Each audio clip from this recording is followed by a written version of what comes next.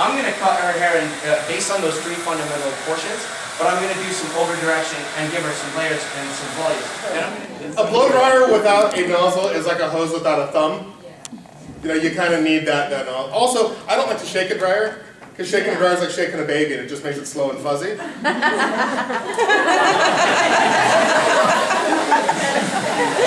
So, quick on how I blow dry really quick. Again, vertical. Why do I do that? Because my clients can get involved doing their own hair.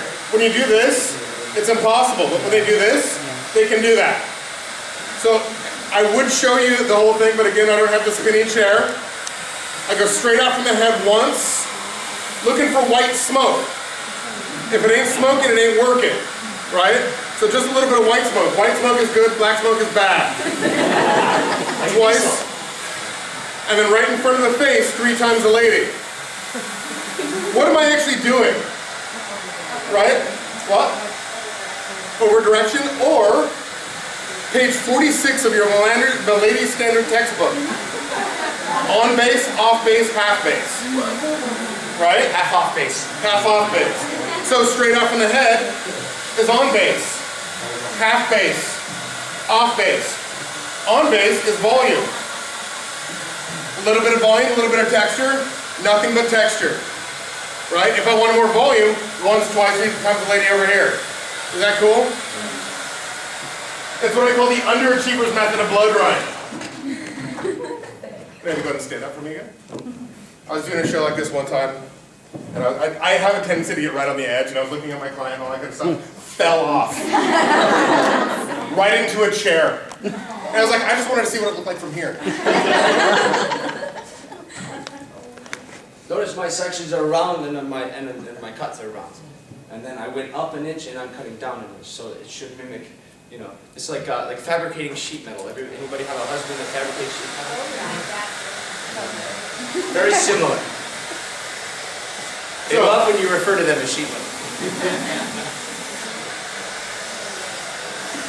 Second set, round, round, round. Okay, whole head of layers in 2 sections. Now, Not bad at all. thank you. Now that lifeless hair has cohesion throughout it. If I go any shorter, just because the layers are short doesn't mean volume. Volume, remember, we can build it where? What portion? There's 3. The top one, middle one, the bottom one. Middle, right? Okay. Another reason why I did that dry. I don't have to go back and refine, which means fix the line. Okay? And now it's the personalization stage. Yeah, 45 minutes into the haircut, you're going to personalize it. It's personal from the beginning. But you only do that with straight hair, right? I can do it with curly hair, just a little bit different. But that's a completely different process. Do you prefer to take your clients while they're dry? Only for texture, and this is why I like to go through and you know, make sure everything's even and cross-check my own sections and everything. And then I wash her, and then I do the perimeter.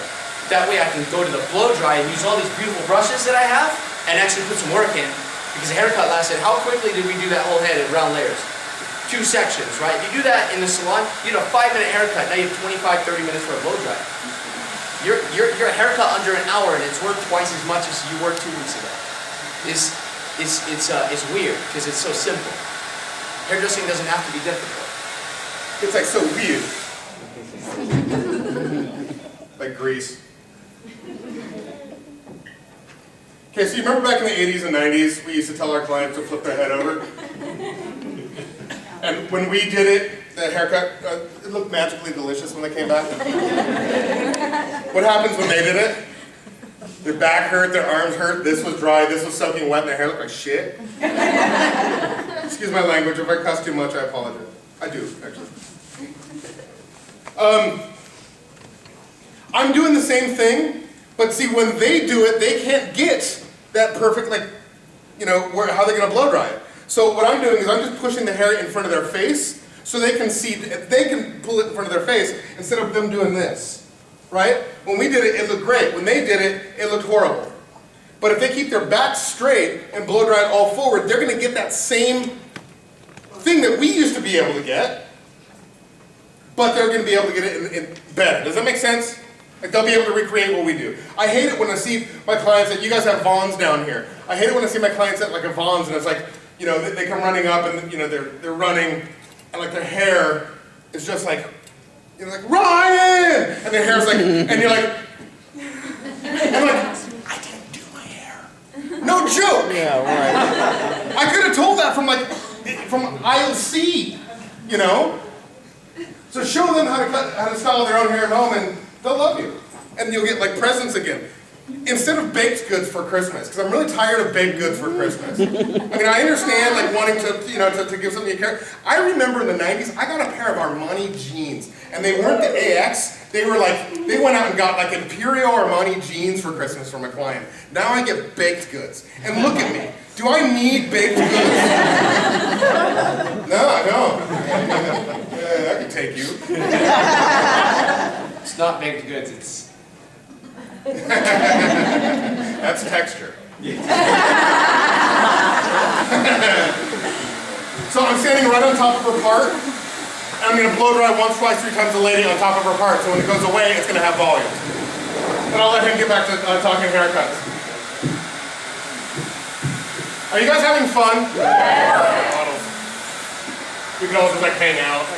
I want to do a class like that one day where we just, everybody gets like a meeting of the minds, everybody just gets together and just, we share frustrations, passions, whatever, like an AA for hair. Let's get it on that. Next year, ISSC, I'm pledging that they had me do this class because, you know, somehow it's a popular class. We sold out at every hair show last year. Shameless plug, yeah. But no, I'd love to just get a whole, if you guys, seriously, if it gets advertised, I want everybody to come back next year and we're all going to sit in this room. No, and we're going to... the bar across the street. Yeah, yeah. We'll just sneak it over there. Or we'll just sneak some alcohol, it's cool, right? We're all hairdressers. You do it anyways. Half of you have flasks on you. Like, we're going to the hair show. Alcohol's like $10.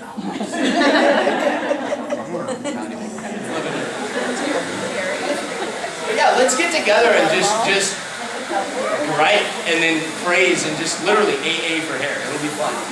Except we involve alcohol. So if you're in AA right now, then like, don't. Would you learn it at ISSC Long Beach? I relapsed. I learned that my will is not as strong.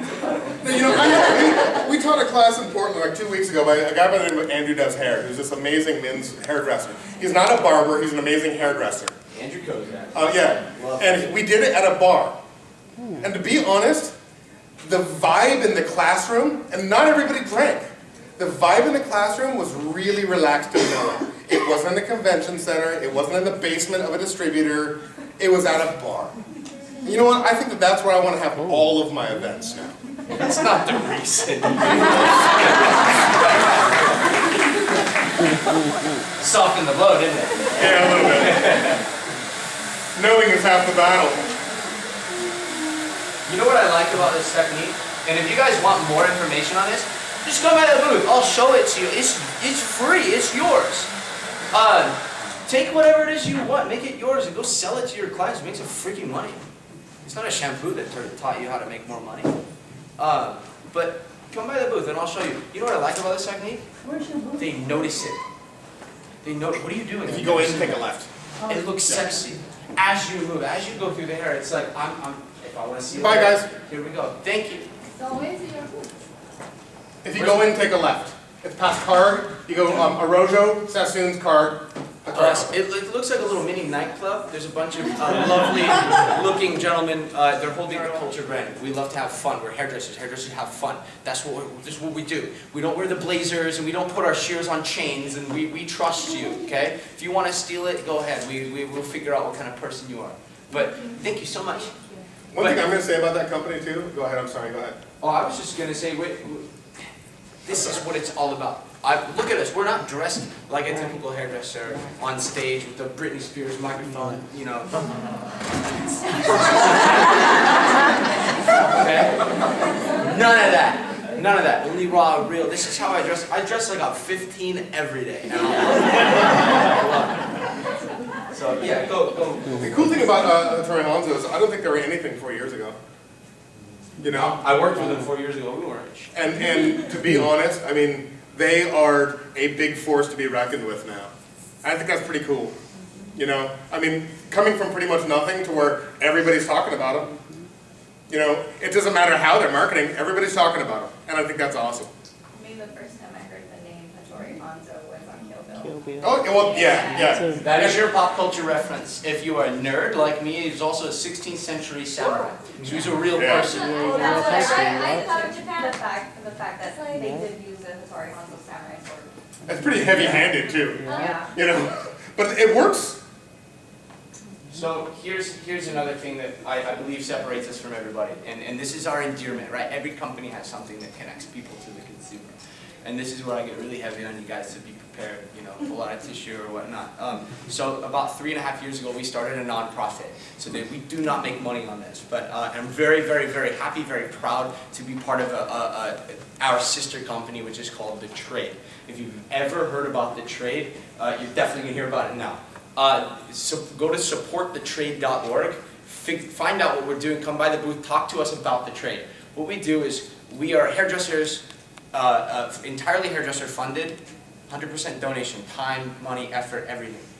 We build beauty schools in developing countries, and we take women out of forced human sex trafficking and we teach them how to become hairdressers. We put them through our schools, we certify them, we give them old scissors that you donated. So if you want to donate an old pair, raise your hand if you got an old pair of shears, just chill. Right. $50 for two, I think it's $25 a shear. It's not much, but guess what? You change somebody's life, right? Giving something away that sits in a drawer. And we put it in the hands of these girls, and we change their lives. We teach them a sense of purpose that they didn't have, because most of them were sold into it at the ripe age of 12 years old. Sometimes younger, sometimes a little bit older, 14. But imagine when you were 14 years old and what kind of life you had, whether it was good, bad, or whatever you had, it wasn't probably that. And if it was, I'm so happy to see you in this room and overcoming such adversity. But we just finished building our first full-fledged salon where they can microfinance their own economy in Siam, right? So in Cambodia, we have 2 lovely women that gave up their everyday lives in the salon, full clientele. $100,000+ a year hairstylist, gave up everything to go live where they live, eat what they eat, and teach them the passions that we all, what drove us into this room in the first place. So by all means, if you have something to donate, bring us a shear. You get a cut off the end. Not only do you guys get 10% for being in the class off of your overall purchase, but we'll give you an additional $25 or $50 off depending on how many shears you donate. And that's a beautiful thing. If you guys want in-salon education, come talk to us. If you guys want to be part of the trade, if you guys want to do cut-a-thons, anything. The minute you donate this, and this also is my last business piece of advice, people love to get with something. They love to be greater than they are. They love to appear greater than they are. So if you donate even $1, and you say, you then get to say, I work with a nonprofit that takes women out of human sex trafficking and teaches them how to cut hair. You intro with that instead of, hi, I'd love to do your hair. You're always in the conversation with somebody's like, so what do you do? And you're like, I'm a hairdresser. Well, yeah, they've heard that before. But what if you say, I'm a hairdresser, but I'm really passionate about this. 30-second commercial. Thank you, Laura Stack. So what you say is, hey, I work with a nonprofit, and this is what we do. I'd love for you to come into the salon, and I'll donate my haircut. I will pay for your haircut, and I'll donate it to this. And I promise you will have a lifelong client after that. And that's really good business. That's cool. Give me a hand for that. What do you guys think of that? Is that a big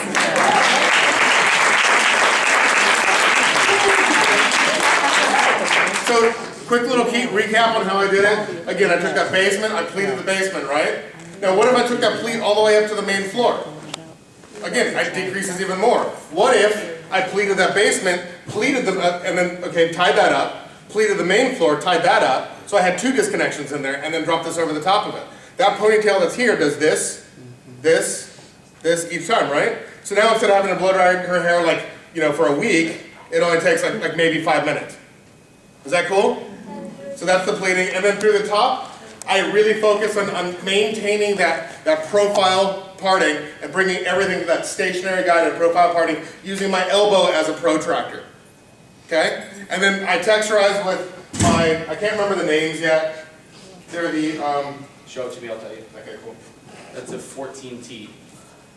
About texturizing with that, what I like about them is I can go in like a texturizing, like regular texturizing points, as opposed to doing this. I can do this. And I used to hate texturizing shears for the longest time until I learned that you can actually point cut with them, and now I'm like, okay, that's awesome. You don't just have to do what they showed you in beauty school, and trust me, word of advice with texture shears, treat them the same way you would a normal shear. Would you do this with a texture or with a normal shear? Hell no, don't do it with a texture shear. But you would point cut, come up underneath, yeah, do everything he's about to do, or just I'm did. big. Yeah. Oh, sweet. Will you give her a hand?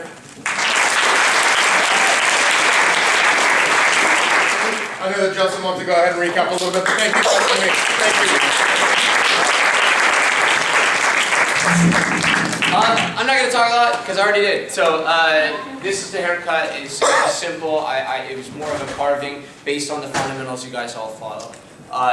Realistically, I'm just, like I said, I'm just some kid. Thank you all so much for being here. If you have more questions, we're going to be in the booth. Just go in and go left and you'll see it. Hottori Hanzo shears. If you didn't know about us, then hopefully now you do. Thank you guys so much.